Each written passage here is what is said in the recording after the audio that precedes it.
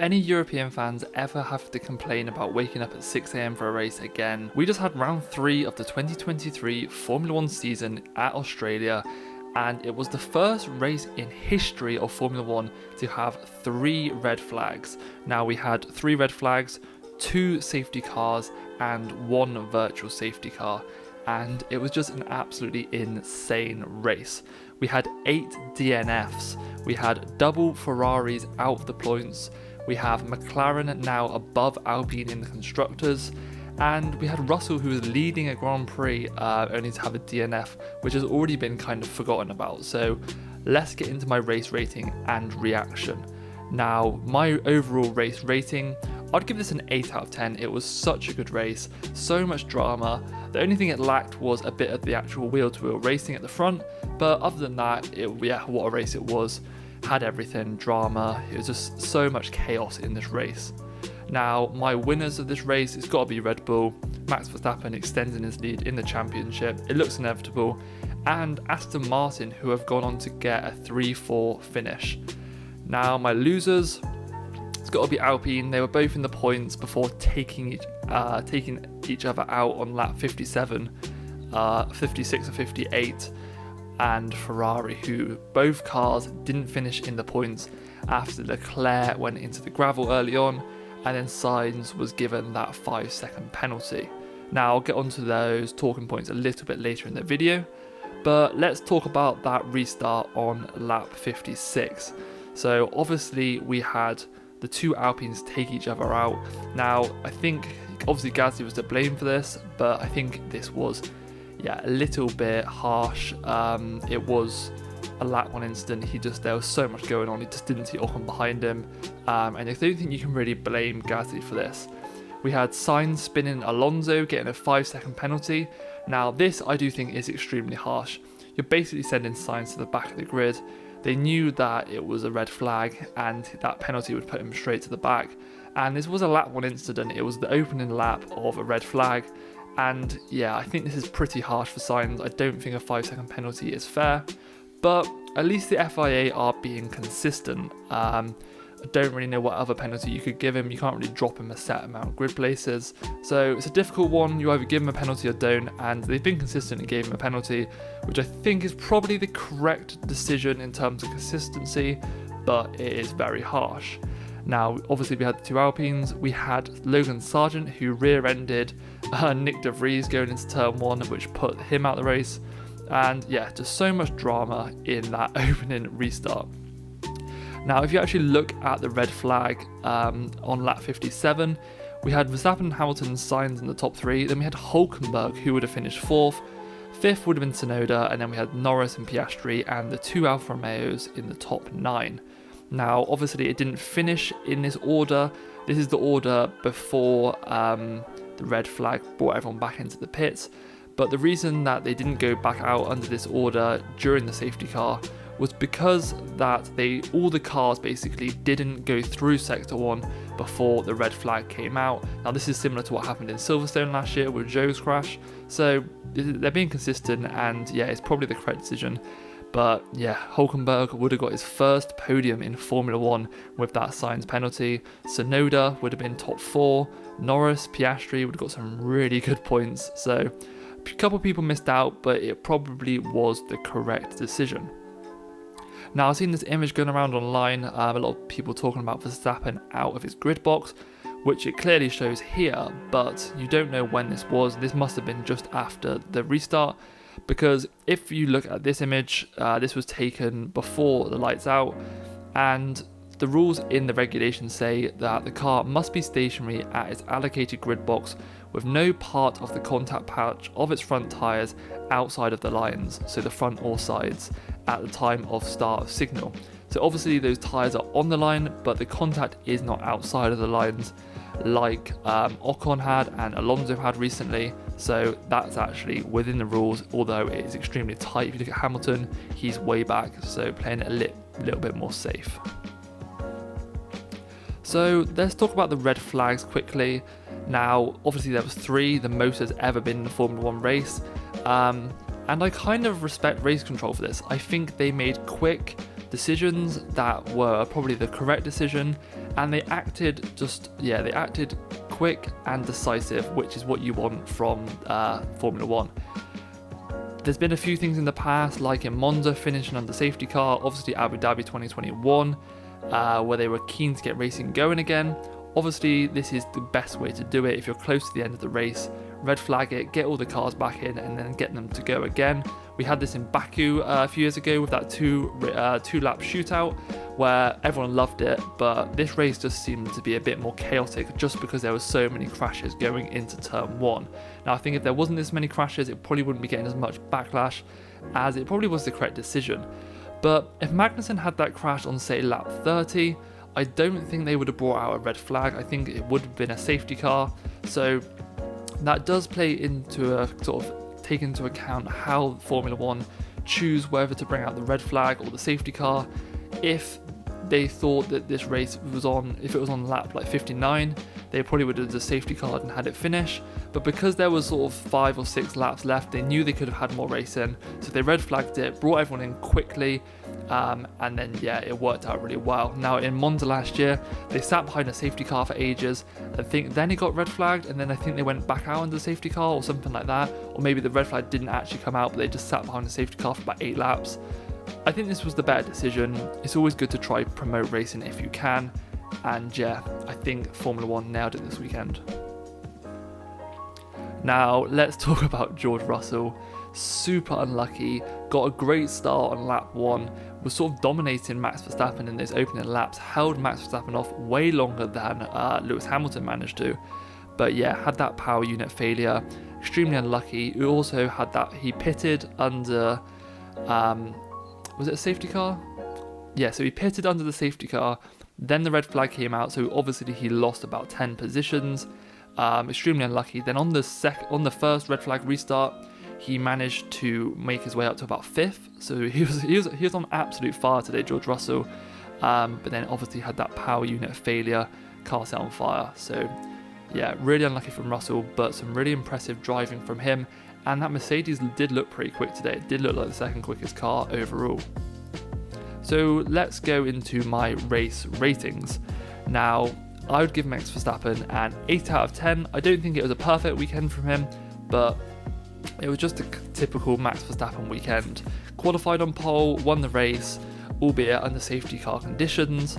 Had that little slip up on the final or second to last corner, but he had like a 10-11 second lead. So obviously that was, lost about 3 seconds, so nothing came of that. Sergio Perez obviously had that issue in qualifying, where he just had a sort of drive shaft issue where he went to turn in, the wheels just didn't move, so he did not qualify. So if you don't qualify, you don't qualify for the race because you haven't set a time closest to pole, but obviously that's extremely harsh, and the FIA allowed him to race. Managed to work his way back up to P5. Pretty solid drive from Checo. Obviously helps out when 8 people DNF, but I think he overtook most of those people before the end of the race, so I'd give him an 8 out of 10. Charles Leclerc qualified P7, got a bit screwed by the Ferrari strategy on qualifying. I think they thought it was going to rain and then it didn't, so we never really set a quick lap time towards the end.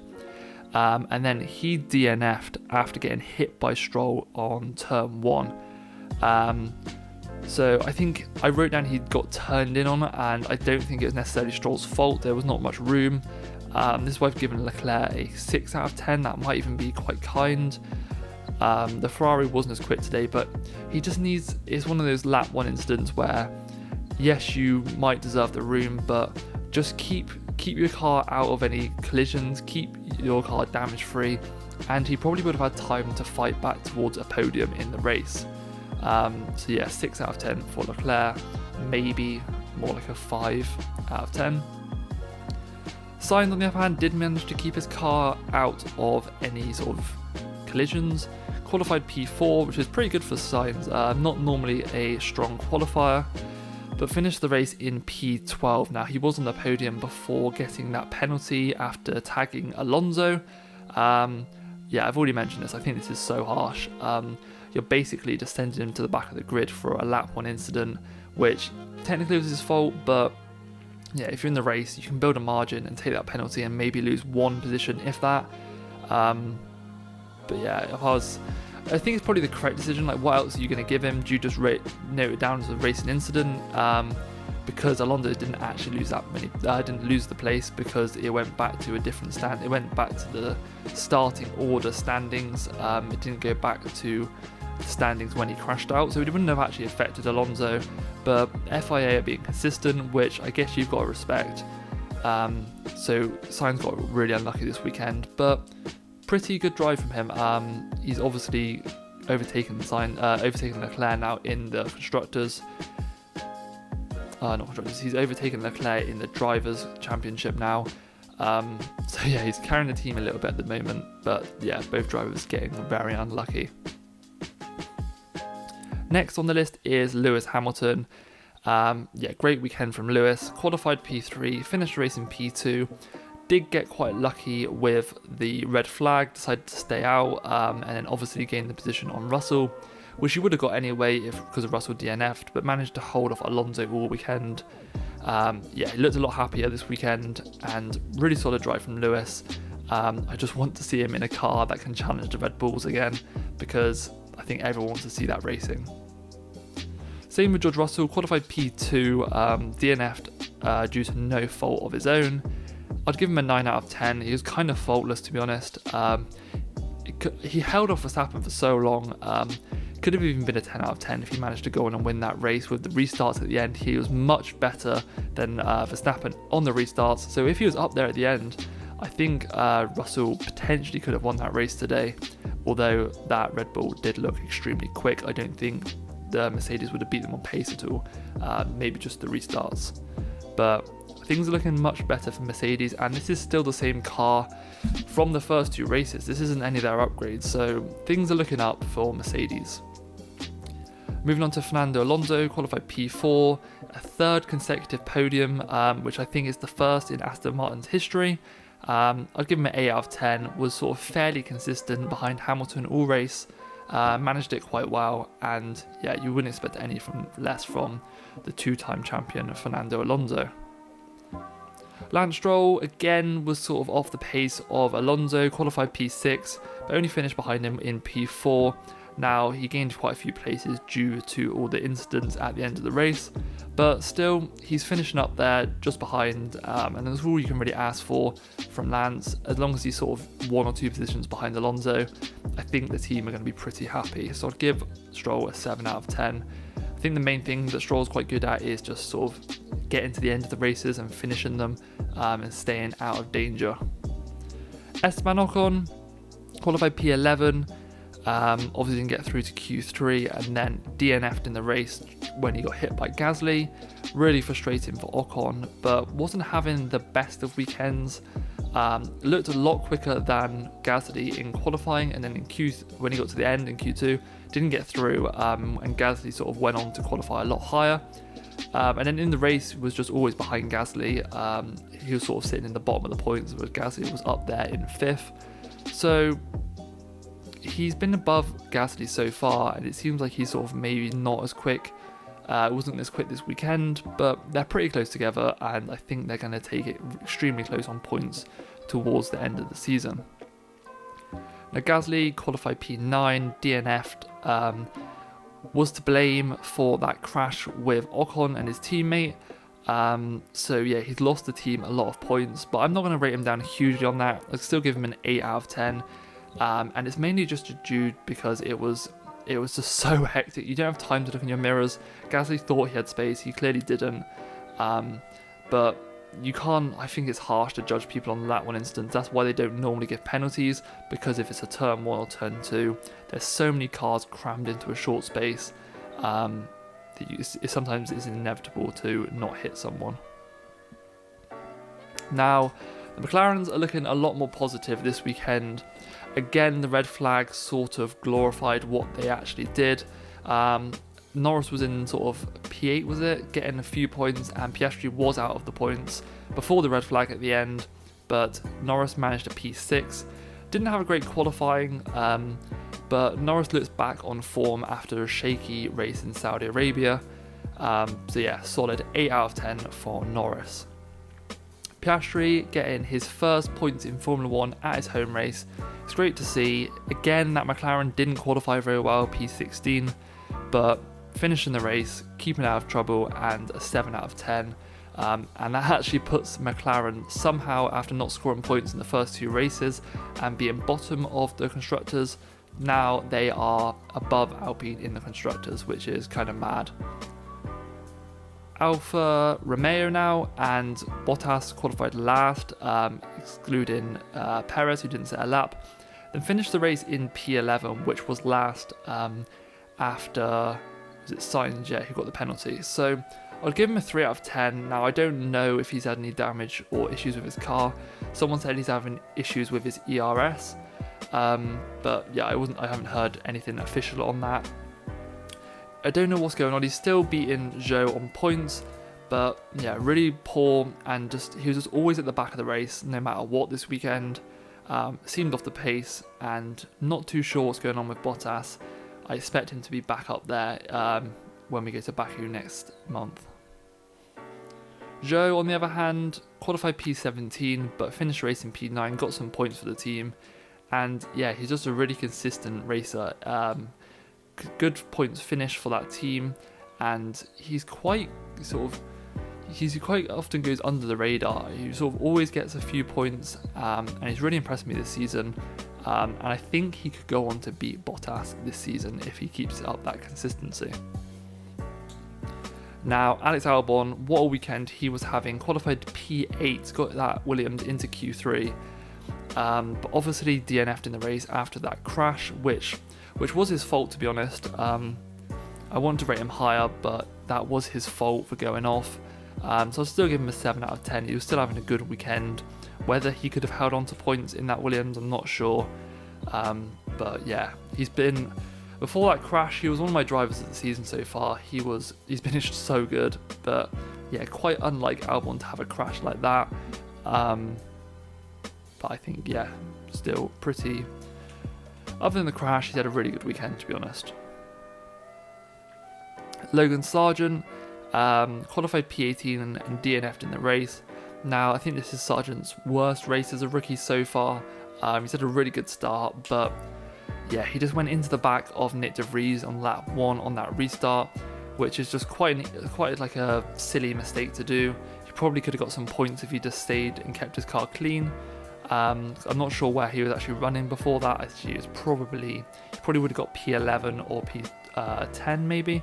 So yeah, could have got that Williams points, but obviously had that crash, and yeah, not the best weekend from the rookie.